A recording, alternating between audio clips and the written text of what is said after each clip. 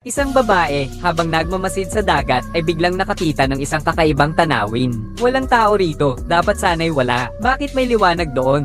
Dali-dali niyang inilipat ang kanyang searchlight para masuri ito. At sa isang iglap, halos mapangiwi siya sa takot. Isang sirang barkong multo pala yon. Mabilis na papalapit ito sa kanya sa bilis na 30 metro kada segundo. Mapanganib ang sitwasyon. Agad niyang ipinaalam sa kapitan ng barko na i-turn ang timeline pakanan. At muntik nilang maiwasan ang banggaan. Ngunit hindi nila alam na ang tunay na panganib ay ngayon palang magsisimula dahil ang barkong ito ay hindi basta-basta. Makikita mong sira at matanda na ang katawan ng barko at puno ito ng mga lambat pang isda. Parang tinapalan pa ito ng dugo. Lahat sila ay nabigla at agad na tinanong ang mayamang karanasan na kapitan ng barko kung ano ang nangyari. Ngunit ang kapitan ng barko ay alam lamang na ito ay isang sinaunang bangkang 3 sukli na wala nang gumagamit ngayon.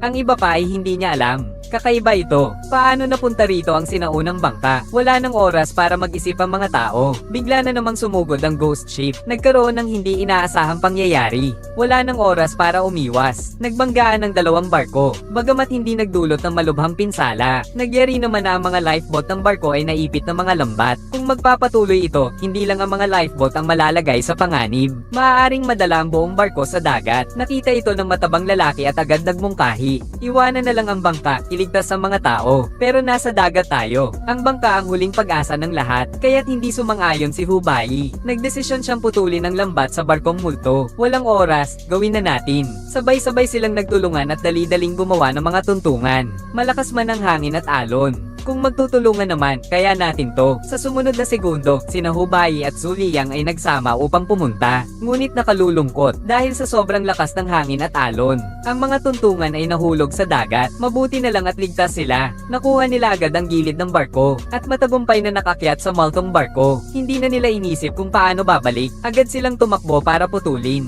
ang lubid na nakakabit sa bangkang pang-rescue. Ngunit sa sandaling malaglag ang lambat, isang malalakas na alon ang nagdulot sa kanilang mawalan ng balanse, at malakas silang nahulog sa deck. Binasag ang bakal na pinto ng barkong multo. Nang tumayo, nakita niyang puno ng dugo ang kanyang kamay. Nasugatan ka. Pero nang makapaghintay si Hubei, napagtanto niyang hindi dugo niya ang nasa kamay niya, at sa puntong ito, dumadaloy ang maraming itim na dugo mula sa loob ng kubyerta. Kaagad niyang inisip na baka ito ay isang sinaunang barkong pang-epidemya. Ibig sabihin, ang nakatambak sa loob ay mga bangkay na namatay dahil sa salot. Hindi ito maganda. Kung makuha tayo ng salot, tapos na tayo. Hindi nagdalawang isipang dalawa at nagmadaling umalis. Inutusan niya agad ang matabang tao na maghagis ng lubid. Pagkatapos ay itinali ito sa isang poste, na naging isang simpleng lubid na tulay. Pagkatapos, mabilis na tumalon si Shirley Yang, at matagumpay na nakabalik sa barko gamit ang tulay na lubid. Ngayon, si Hubei na lang ang natira. Agad nilang ipinadala ang life ring. Ngunit hindi pabor sa kanila ang panahon. Ang lubid na nagdudugtong sa 2 barko ay naputol ng alon. Lauho.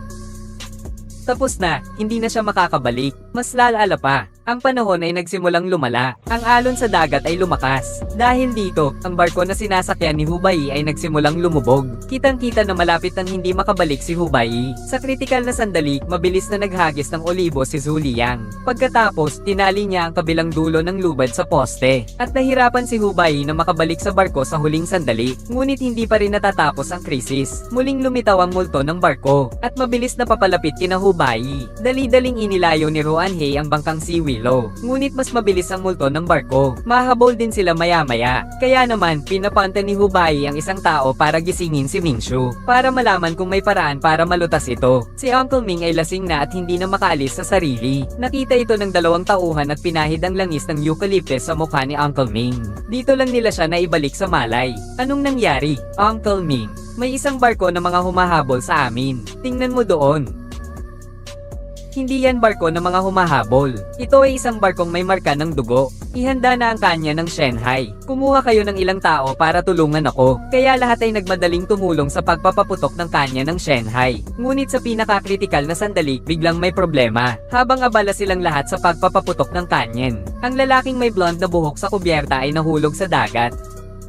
Agad na binigyan ni Hubei ang lalaking may blonde na buhok ng isang plastic na timba. Pagkatapos ay inutusan niya si Ruanhei na bumalik at iligtas ang mga tao. Ngunit hindi pinansin ni Ruanhei ang utos ni Hubei. Patuloy niyang pinatakbo ang bangka. Samantala, sa likuran ni Huang Mao, ay may isang higanteng alon na 12-12 ng metro ang taas ang sumasalpok. Diretso siyang itinapon sa dagat. Anumang oras ay maaaring nasa panganib ang kanyang buhay. Nais niyang iligtas ang mga tao. Hinablat ni Hubei ang manibela mula kay Ruanhei at pinaikot ang barko. Tapos tumalon sa dagat para iligtas ang tao.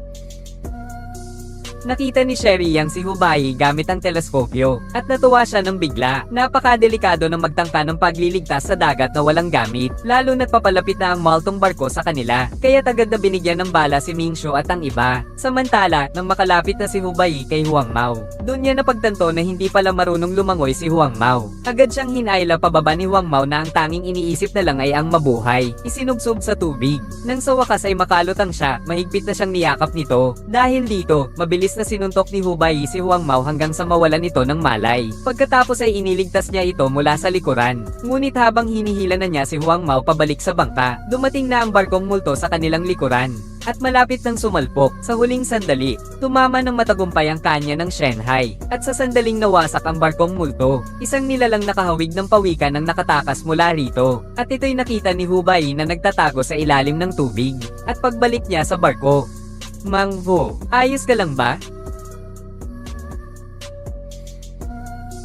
Buhay pa siya, hindi patay. Pagkatapos, agad na ibinalita ni Hubei ang natuklasan sa lahat. Doon lang nila nalaman na nakaranas sila ng malakas na buhanginan. Si Tio Ming, tunay ngang marami ng alam. Sinabi niya na ang malakas na buhanginan ay isang halimaw sa dagat na matagal nang naghahari-harian sa karagatan. Noong unang panahon, kapag nahuli ito ng mga mangingisda, pinapatuyuan nila ang dugo ng higanteng buhangin. Tapos itatali nila ito sa lambat sa ilalim ng bangka at ilulubog nila ito sa malalim na dagat para maghandog sa mga Diyos. Kaya pala, pero bakit ang mga nakita nila ay buhay na buhay pa? Hinulaan ni Tio Ming na ang naunang higanteng buhangin ay makapal ang balat kaya hindi tuluyang namatay. Nahulog sila sa lambat ng mangingisda sa ilalim ng barko at hinahatak ang bangka ng mangingisda sa iba't ibang lugar. Ang dahilan kung bakit hindi sila tinatantanan ay dahil gusto nilang gamitin sila upang sirain ang bangka at makaligtas. Buti na lang at isa lang itong maling alarma. Mukhang hindi pa panahon ang mamatay. Nagpatuloy sila patungo sa kanilang destinasyon. Hindi nila alam na ang tunay na panganib ay nasa likod pa. Ngunit sa susunod na sandali, pumasok sila sa isang kakaibang mundo ng mahika. Dito, hindi lamang hindi gumagana ang mga kagamitan sa navigasyon, pati na rin ang compass ni Hubei ay biglang tumigil. Nang makita ito ng kapitan, agad niyang inisip na itigil ang misyon. Ngunit hindi ito pinansin ni Hubei. Sinabi niyang mayroon siyang pinakamalakas na lihim na sandata.